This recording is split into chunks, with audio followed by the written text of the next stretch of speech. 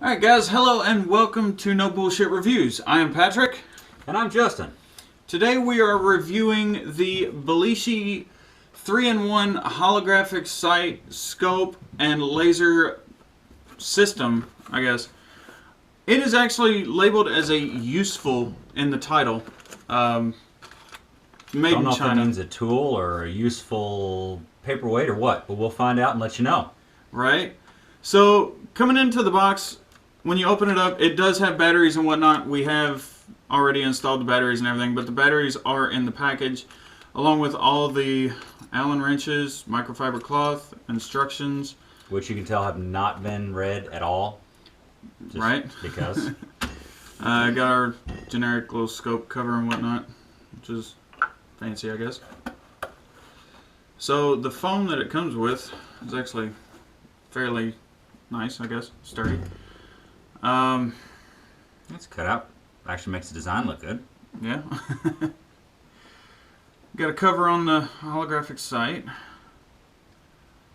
I did put the batteries in, like I said. The holographic sight is red and green illuminated with intensity on the lights, so you can turn the light down. Yard range, focus length. The adjustments, I do like the caps on the adjustments. Got the left and right here. Up and down is on a cap, but it's kind of hard to get off without adjusting your focal length or your focus range. Sorry. The Picatinny mount screws are pretty nice. Wait, does that actually work? We were zoomed all the way You out. just figured to zoom. It does zoom. Huh. It doesn't say what it zooms to, though. So, I'm not sure with that. Also has a laser sight, or a laser pointer. And then the reticle on the inside is illuminated red and green as well with intensity. To me, build feels pretty good. It is definitely an aluminum, probably recycled beer can if you asked me. There's a little bit of eye relief change on the end. The Picatinny rail that bolts to the top of it, again, is a very light grade aluminum. Something that is tapped for both sides, so I can only imagine if you put this on a really powerful gun, you're probably going to tear it to pieces. To my sight, I'd say that what appears to be the best thing about this, it does have bullet drop compensator in there. Looks like 1 MOA bullet drop and windage for on the fly calculations, but it does have me question. There are two very small springs that the whole system rides on, with addition to, again, some very fine threads for adjustment, which make me always question the validity, or not validity, but the dependability of products like this. So let's take it to the range and see what we can figure out on there. All right, let's go. Alright, and here we are. We've got the scope on the setup on my AR, which isn't too bad of a setup. We've got Justin here. We are at open range, running some indoor range time, and we're going to see exactly how this scope does. We've got it bore sighted. We bore sighted it at back at HQ, and let's see how it does. I'll run one magazine, you run one. Okay.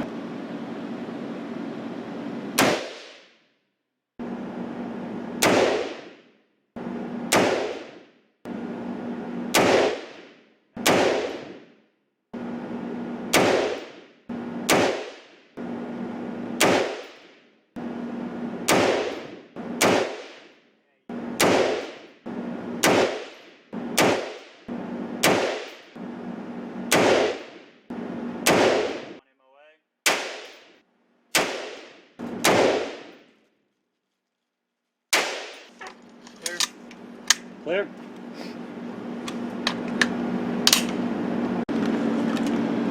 Alright, so now Justin's going to be running some through the throw a scope here. It's going to just run a couple rounds or however many he wants to run. Actually, I'm going to run one, and then I'm going to patch up the target.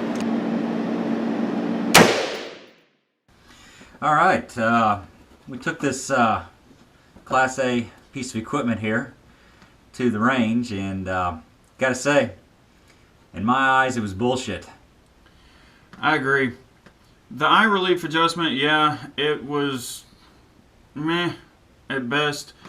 Yeah, every time I fired it, I was afraid that even with 223 mounted on my AR, I felt like I was going to pop on myself too much. The Picatinny rail on top mounted on the scope was just too far back, and I actually did kind of hit my hat a little bit with the back, so I don't know. It just didn't seem all that practical. And also, when you've got a laser on the side, we're really not playing with a laser on the side because your point of intersection between the bullet and the side is not accurate. When you're over top of it, your bullet's going to drop, so it actually, when that laser is pointing downward a little bit, although it's not exactly perfect, it's still going to match the trajectory a little bit better than a bullet going to the left or right, having the laser put to the left or right. It'd be great if you were wanting to, maybe hit a target on the side or something like that, big sheet of, metal or something downrange. But if you want to be on target at a varying range and so forth, definitely not recommended. And the only thing on there that I can actually say outperformed what I thought was reasonable, of course this is only for plinking, is probably going to be your 1X red dot as far as that goes. That was really, in my eyes, probably one of the most clearest points about it. Being able to switch from red and green, really I like that a lot, although a lot of people have told me they like purple to be able to be seen on any type, day, night, anything like that, which I have seen on a couple of UTG brand scopes and so forth. But this red and green did it great for me. We had a red backboard we were shooting against, our red target, and white paper.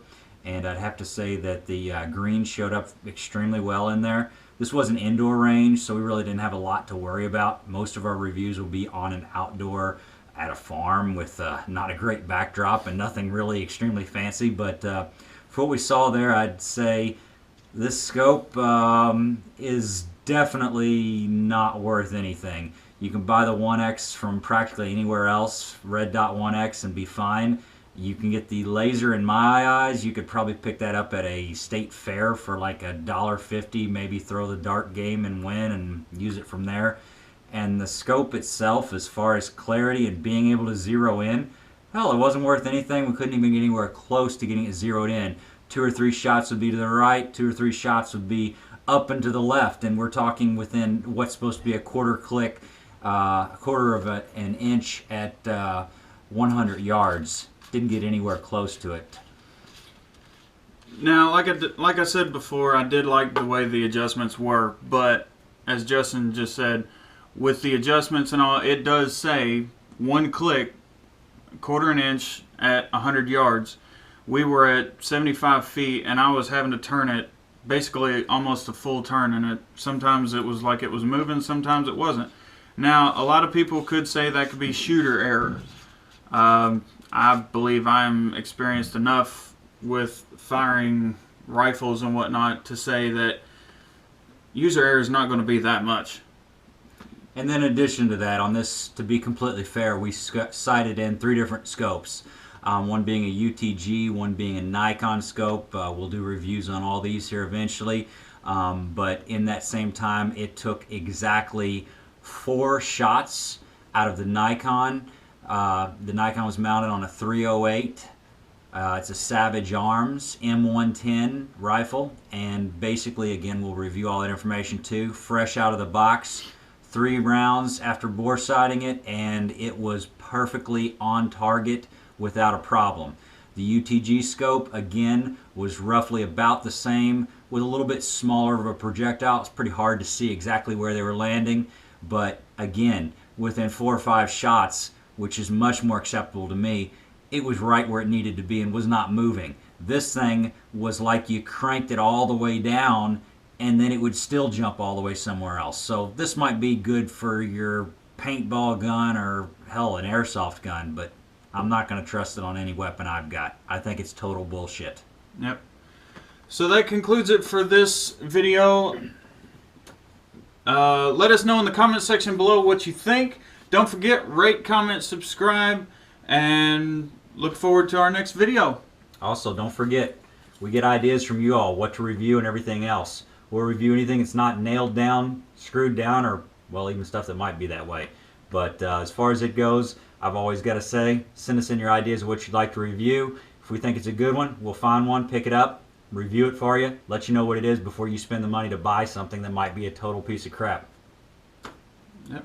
And that's no bullshit reviews. Until next time.